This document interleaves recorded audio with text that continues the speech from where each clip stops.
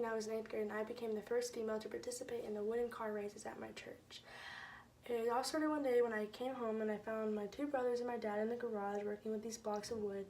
And I was so curious as to what they were doing with these blocks of wood. I started asking my dad questions, and he explained to me that they were using these blocks of wood to make cars that they were going to race at church.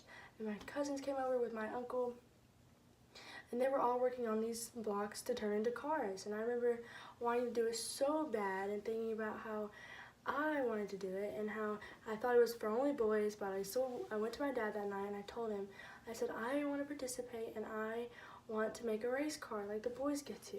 And I really thought he was going to tell me that I couldn't and that it was only for boys.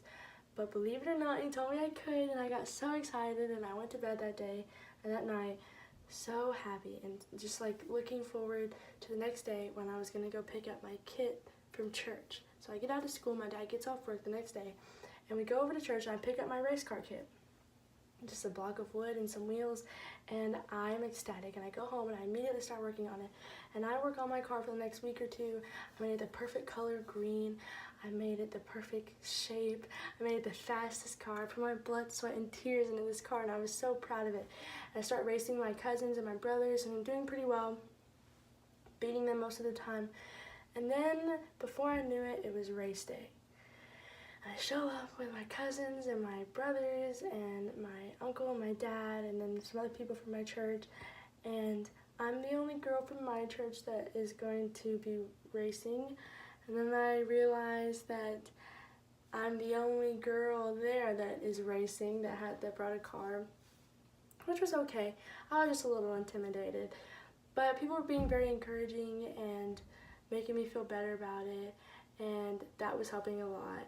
And so it was time to put our race cars on the track, and they were gonna race them all. And I put mine up there and I started to get a little nervous again, but I kind of brushed it off and I just set my car up there with all the other cars, and he pulls a lever and all the cars take off. And as soon as he does it, my car zooms ahead of all the others, and I am so shocked, and I was not expecting that at all. And I noticed that my green car is like in first place, but I couldn't see the end of the tracks. And I'm surrounded by all these boys and dads on the side of the tracks, and I couldn't see the ending of the track. And I started thinking, well, maybe I didn't get first place, but that's no big deal. Like, I just wanted to race, you know?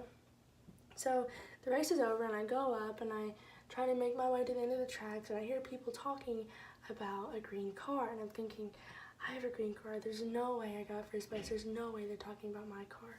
And I get up there and I see my car was in the first place spot. And I'm ecstatic and I'm so shocked and I'm so proud.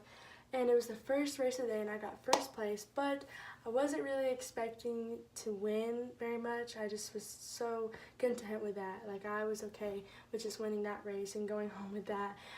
But believe it or not, race after race, the green car was winning first place. Some people would get kind of close in second place, and then the races that I wasn't in, other people would win first place. But I was doing pretty well and I was pretty proud. And then comes time to award the winners. And I was kind of nervous because I knew that I had a place, I could kind of tell. And I didn't know if it was first, second, or third, and they had trophies for all 3. And so they announced the 3rd place trophy, and it goes to a boy a year older than me. And then they announced the 2nd place trophy, which goes to my little brother. And then they announced the 1st place trophy, and it goes to Audrey Mckerrow. And I kind of look around. When he said Audrey Mckerrow, I was thinking, that sounds pretty similar to my name, but that's not my name, because my name is Audrey Mckerrow, so it must be someone else. And I'm okay with it, and I just kind of look around, and everyone's really confused because there's no Audrey Mckerrow.